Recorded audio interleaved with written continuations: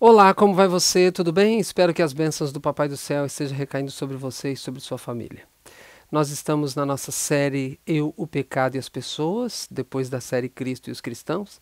Já estamos na segunda parte dessa série, onde estamos analisando como o pecado afeta os nossos relacionamentos. A primeira parte estudamos sobre o pecado, como o pecado entrou no mundo, por quem ele entrou e qual a abrangência do pecado e como ele afeta os indivíduos.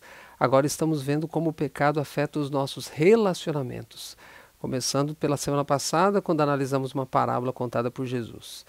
Nesse vídeo eu quero dar continuidade a esse enfoque nos relacionamentos, tratando de um diálogo que Jesus teve com um personagem que é bastante conhecido das Escrituras, narrado pelo discípulo Mateus. Então vamos estudar nesta hora mais um tema nesse nosso canal A Busca. Bem-vindo mais uma vez. Gostaria que você fechasse seus olhos e pudéssemos orar. Senhor Deus, obrigado mais uma vez por estudarmos a Tua Palavra. Obrigado, Pai, porque temos a certeza da atuação do Teu Espírito e pedimos que o Senhor nos abra a mente para compreender mais a Tua Palavra cada vez mais, em nome de Jesus. Amém, Senhor. Amém. Pega a sua Bíblia então, pois a busca começa nesse exato momento.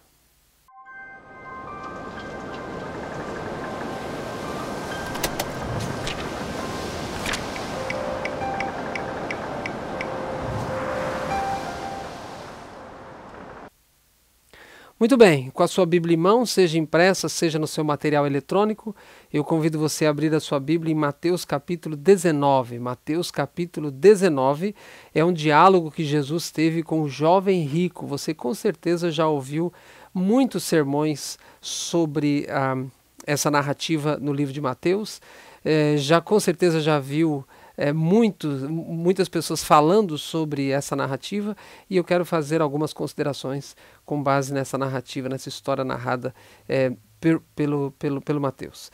Mateus capítulo 19, a partir do verso 16. Se a semana passada a nossa ênfase desses relacionamentos, e eu dei o título Pleno Perdão, o título desse tema, desse vídeo é Pleno Amor. Pleno perdão a semana passada, pleno amor hoje, e a gente dá continuidade a semana que vem. Mateus capítulo 19, verso 16, lemos assim: E eis que alguém, aproximando-se, lhe perguntou: Mestre, que farei eu de bom para alcançar a vida eterna? Verso 16 por enquanto. Então um jovem se aproximou de Jesus, perguntando sobre vida eterna. O que eu devo fazer, diz o verso 16, de bom para herdar a vida eterna? Por essa pergunta, você entende por que eu comecei essa série falando sobre pecado e como o pecado entrou no mundo, como o pecado nos atingiu. Todos nós somos pecadores. Mas você veja a pergunta desse jovem: o que eu devo fazer de bom? Absolutamente nada. Nenhum ser humano pode fazer nada de bom para alcançar a vida eterna. Absolutamente.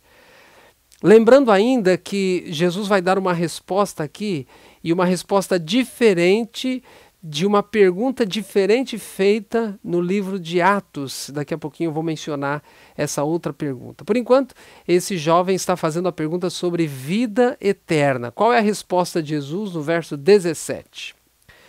Respondeu-lhe Jesus: Por que me perguntas acerca do que é bom? Bom só existe um. Se queres, porém, entrar na vida, Jesus diz, guarda os mandamentos. Interessante que quando um carcereiro, no livro de Atos, perguntou a Paulo: o que eu devo fazer para ser salvo? A resposta de Paulo foi completamente diferente da de Jesus aqui. Por quê? Porque a pergunta lá foi diferente. Não podemos, biblicamente, fazer uma dicotomia entre salvação e vida eterna, mas quero aqui fazer apenas em questões didáticas. Uma coisa é estarmos salvos, outra coisa é irmos para a vida eterna. Não podemos dizer que cremos na Bíblia e acreditarmos que uma vez que eu sou salvo, eu sou salvo para sempre e a minha vida eterna está garantida. Absolutamente. Até porque se você crê assim, você não prestou atenção nos meus sermões na minha primeira série, Cristo e os Cristãos.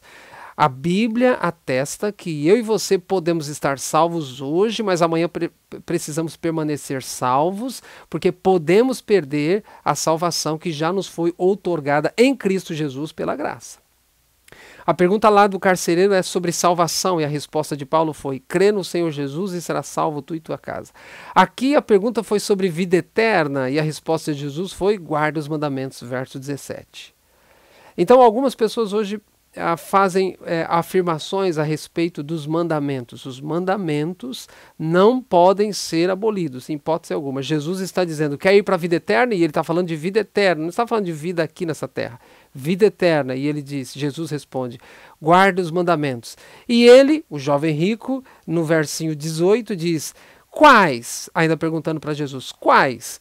E Jesus responde: não matarás, não adulterarás, não furtarás, não dirás falso testemunho. Verso 19: honra teu pai e tua mãe e amarás o teu próximo como a ti mesmo. Jesus, quando cita o amor ao próximo como a si mesmo, na verdade Jesus não está falando nada novo, isso já está no Antigo Testamento. Amor a Deus sobre todas as coisas e amor ao próximo como a ti mesmo. Então isso já está no Antigo Testamento. Isso era apenas o resumo dos 10 mandamentos. Os primeiros 4 mandamentos é o meu relacionamento com Deus. Os outros 6 mandamentos é o meu relacionamento com o próximo. Então, quando a Bíblia no Antigo Testamento e Jesus no Novo Testamento dizem que eu amando a Deus e amando ao próximo estou guardando a lei, Jesus nada mais está dizendo que eu amando a Deus sobre todas as coisas, os 4 mandamentos será uma consequência na minha vida.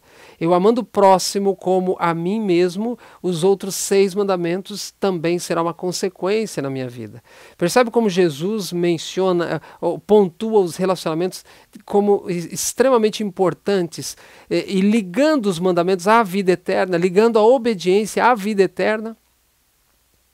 Nós não podemos ir contra as Escrituras. Ninguém pode fazer nada para ser salvo.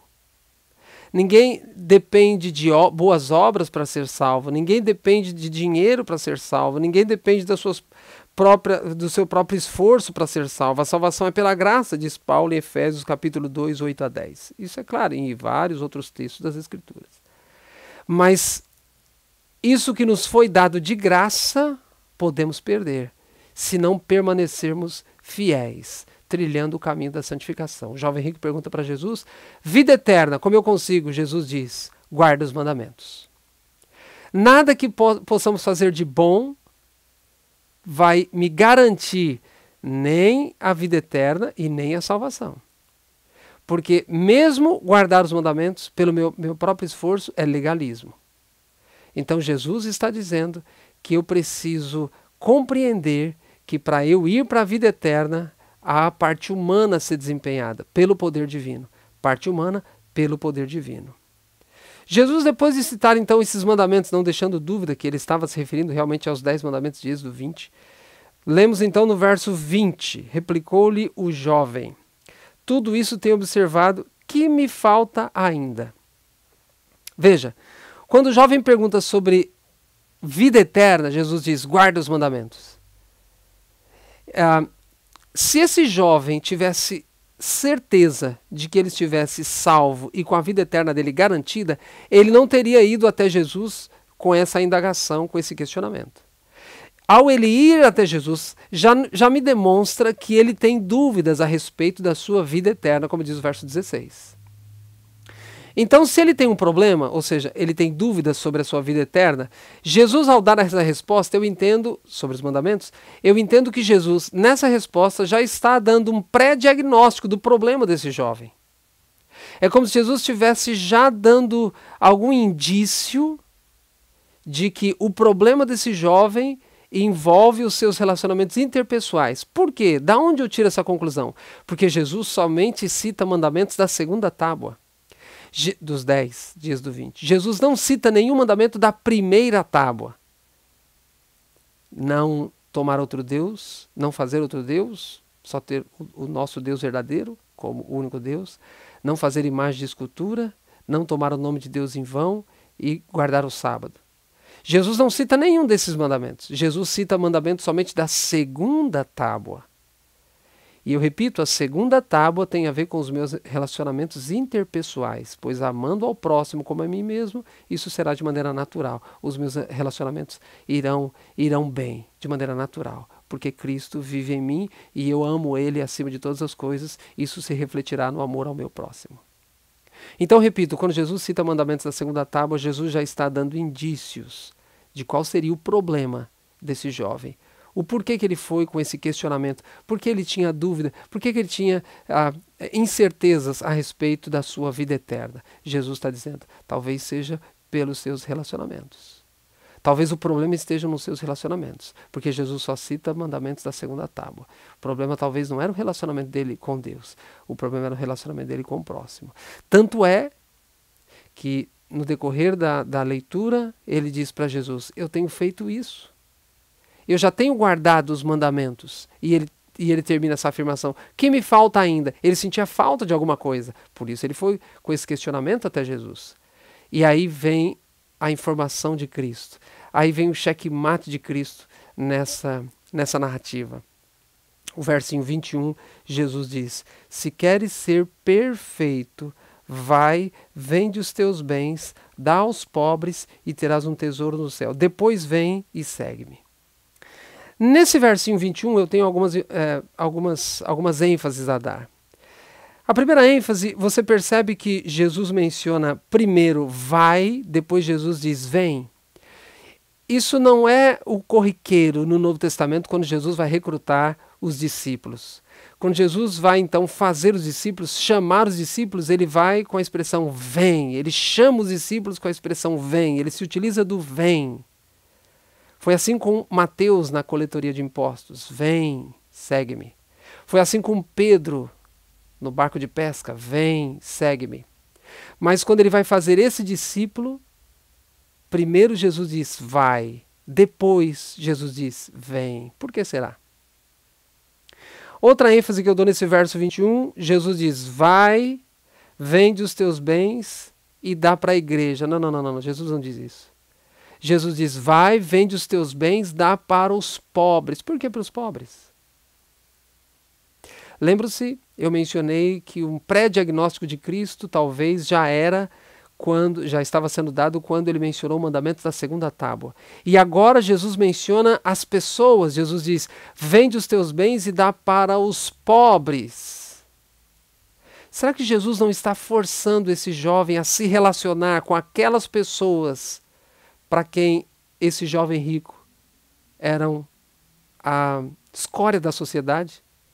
Será que esse jovem rico não via esses pobres como pessoas inferiores a ele? Será que o relacionamento desse jovem rico não era um relacionamento completamente ganancioso? É óbvio, pela narrativa, compreendemos que esse jovem rico não mantinha bons relacionamentos, especialmente com aquelas pessoas que a Bíblia chama de pobres. O problema todo desse jovem rico está nos relacionamentos. Jesus, repito, quando cita mandamentos da segunda tábua, Jesus já está dizendo, olha, o seu problema estão nos relacionamentos. E agora Jesus diz, pega os seus bens, vende. Jesus não diz para levar para o templo, Jesus diz, dá para os pobres.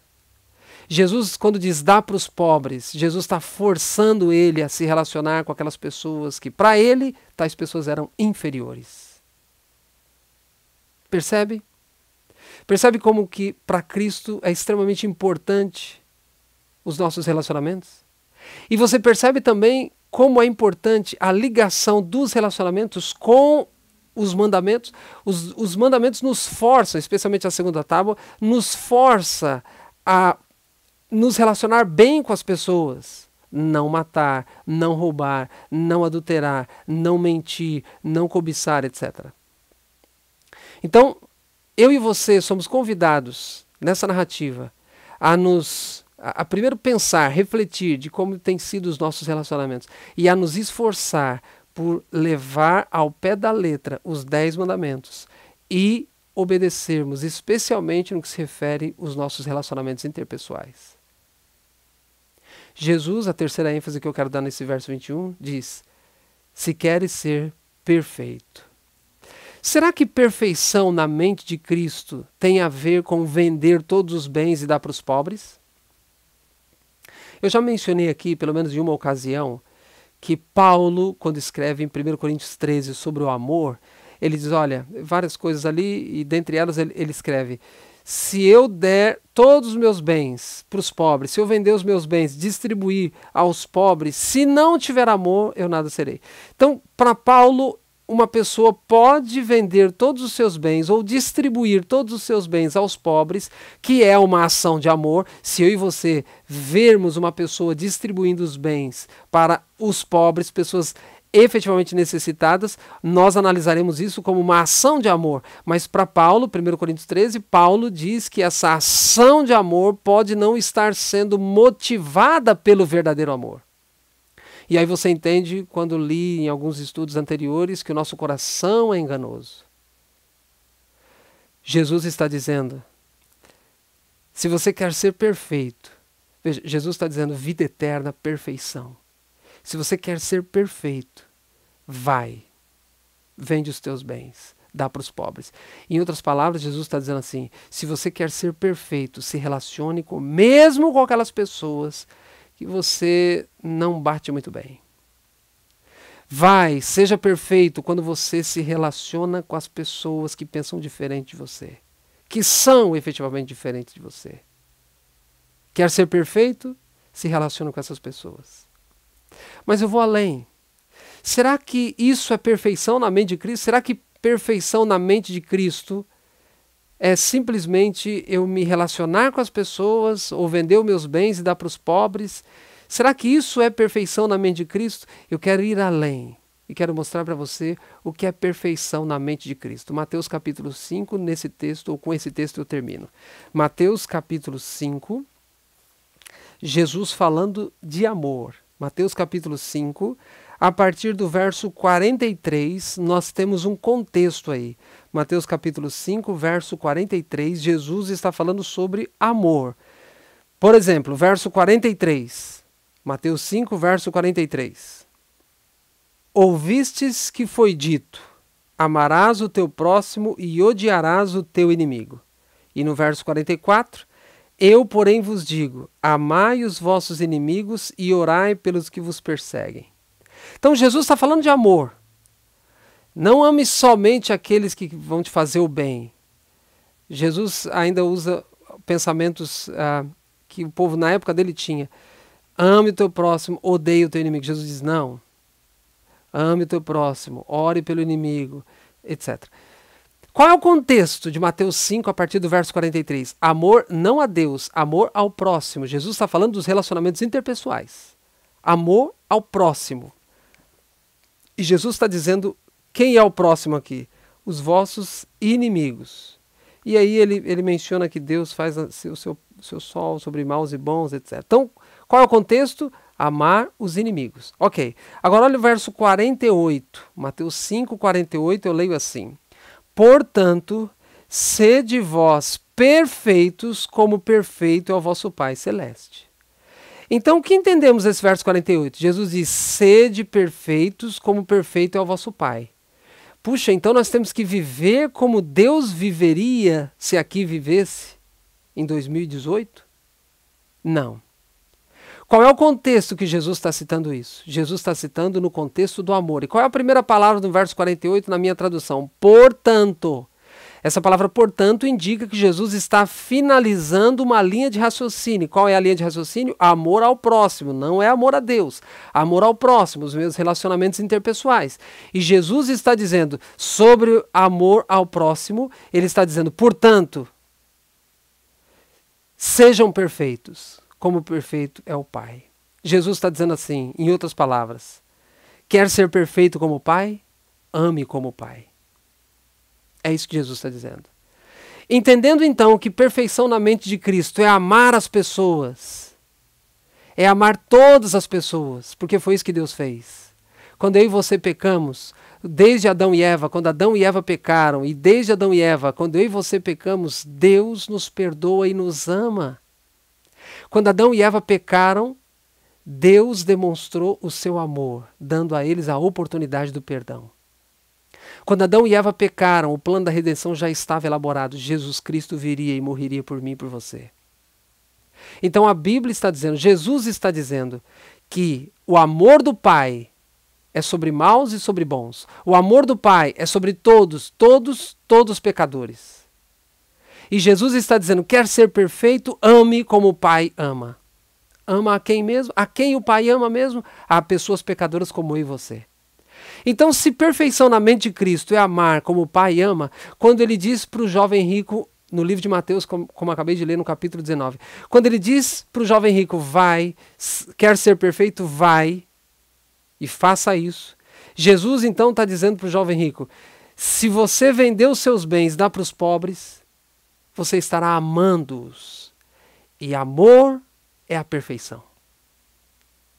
Então eu e você precisamos compreender que para o Pai nós seremos perfeitos quando eu e você conseguirmos amar as pessoas como elas são, sem esperar nada delas. Amar o seu cônjuge como ele é, sem esperar nada dele, nada dela. Amar os seus filhos, amar os seus pais, aquela pessoa que trabalha com você, aquela pessoa que estuda com você, aquele irmão, aquela irmã da igreja que talvez você não se relacione muito bem. Para Cristo Jesus, perfeição é quando eu e você amarmos essas pessoas, mesmo os nossos inimigos, mesmo as pessoas que nos ferem, mesmo as pessoas que pecam contra nós, mesmo as pessoas que falam mal de nós, mesmo as pessoas que pensam diferente de nós, mesmo aquelas pessoas que querem o nosso mal. Jesus Cristo diz para eu e você hoje, perfeição é quando você amar essas pessoas. Quer ser perfeito? Jesus pergunta para mim e para você. Ame como eu amo. Aceite as pessoas como elas são. E Jesus ligou a perfeição, esse amor, à vida eterna. Porque a pergunta do jovem rico foi sobre vida eterna. Então Jesus diz, quer ir para a vida eterna? Ame as pessoas como elas são. Não foi isso que Jesus Cristo fez? Na cruz do Calvário, sendo esbofeteado, sendo maltratado, cuspido, crucificado, ele ora, Pai, perdoa-os. Jesus Cristo não amou somente pessoas boas, Jesus Cristo me amou, Jesus Cristo te amou, Jesus Cristo nos amou. Ele deu o exemplo. E ele diz, quer ser perfeito, ame como eu amei.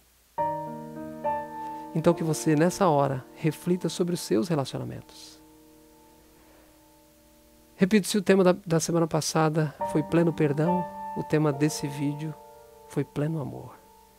Que Deus consiga habitar no seu coração, na sua mente, e que você possa enxergar o tamanho da dívida que foi perdoado a você. Que você possa enxergar que essas outras pessoas que ferem você, que maltratam você, essas pessoas estão na sua vida, porque Deus quer que você exercite o amor. Porque para Deus, a perfeição é quando você amar essas pessoas mesmas. Porque assim Ele fez, comigo e com você. Eu quero orar. Senhor Deus, obrigado pelo tão grandioso amor. Nos ensina, Pai, a nos relacionar melhor com as pessoas. Nos ensina, Pai, a disponibilizar a elas pelo Teu poder, pleno perdão, como vimos na semana passada. E como vimos nesse vídeo, nos ajude a amar as pessoas com pleno amor, só pelo Teu poder. Derrama a Tua graça sobre nós. Em nome de Cristo oramos. Amém, Senhor. Deus abençoe você. Se inscreva no canal e divulgue esse vídeo a outros. Até a semana que vem.